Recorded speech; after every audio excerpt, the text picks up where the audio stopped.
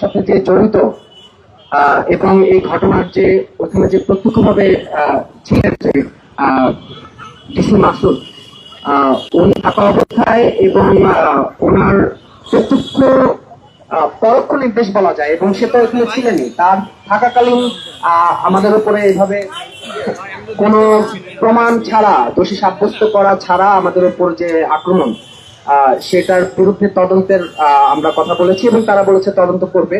কিন্তু আমরা এও জানি যে সাম্য হত্যাকাণ্ড থেকে শুরু করে বিভিন্ন যে বিচারহীনতার যে একটা সংস্কৃতি তৈরি হয়েছে, অর্থাৎ কোন একটা ঘটনা ঘটে যাওয়ার পর তারা আসলে তদন্ত করার কথা বলে, কিন্তু এর পরবর্তী সময় দেখা যায় যে যারা আসলে আইনের রক্ষকের কথা বলা হয় তারাই যখন আইন ভঙ্গকারী হয় তখন সেটার বিচার আসলে আমরা পাই না। তো সেই জায়গা থেকে আমরা আসলে দেখতে চাই তারা আসলে কি অ্যাকশন নিতে চায়। এবং আমরা এও বলেছি যে শাহবাগ থানা থেকে জানো, এই যে শিক্ষার্থীদের মুখোমুখি শাহবাগ থানা আজকে, এটা আজকের না, বরাবরই একটা সংস্কৃতি তৈরি হয়েছে। ঢাকা বিশ্ববিদ্যালয়ের শিক্ষার্থীরা যদি এখানে শাহবাগ থানা থাকাকালীনও যদি অনিরাপদ ফিল করে তাহলে তো আসলে সাধারণ শিক্ষার্থীদের যে নিরাপত্তা সেটা তো বিঘ্নিত হয়।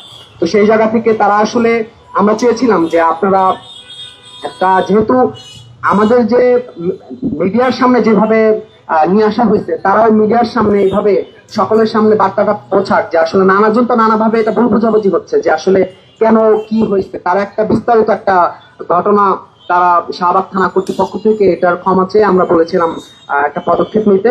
কিন্তু জানি না তারা আসলে কতটুকু নেবেন, এটা আসলে পরবর্তী দেখার বিষয়।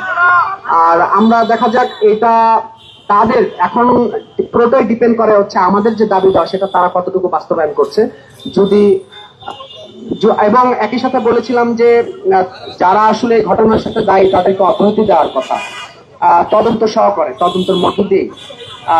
কিন্তু এও মনে করি যে আসলে এরকম অব্যাহতি দিয়ে আমরা দেখেছি যে কিছু একটা হলে এরপরে বান্দরবন হিল ট্যাক্সে অব্যাহতির জন্য পাঠানো হয়।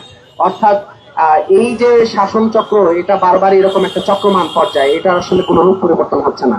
তাই আমরা এখনো শঙ্কিত, সাধারণ শিক্ষার্থীরা শঙ্কিত, এবং একই সাথে এদেশের সাধারণ জনগণ যাদের উপরে প্রতিনিয়ত যে ক্ষমতা চর্চা করা হয় জোরপূর্বক এবং বল প্রয়োগের মধ্য দিয়ে, সেটা আসলে সাধারণ জনগণের উপর যে দমনপূরণ নামে আসা হচ্ছে, সেটা আমরা আসলে তাদের কাছে জবাব চাই। এবং আমরা চাই যে 48 ঘন্টার মধ্যে তারা একটা, তাদের পক্ষ থেকে কি অ্যাকশন নেওয়া হয় সেটা আমরা দেখবো। তা না হলে আমরা পরবর্তী সময় এটা নিয়ে আপনাদের সাথে কথা বলবো এবং কর্মসূচি দেবো। ধন্যবাদ সবাইকে। এই মুহূর্তে আমাদের কোনো কর্মসূচি, এই মুহূর্তে আপাতত কোনো কর্মসূচি আমরা দিচ্ছি না।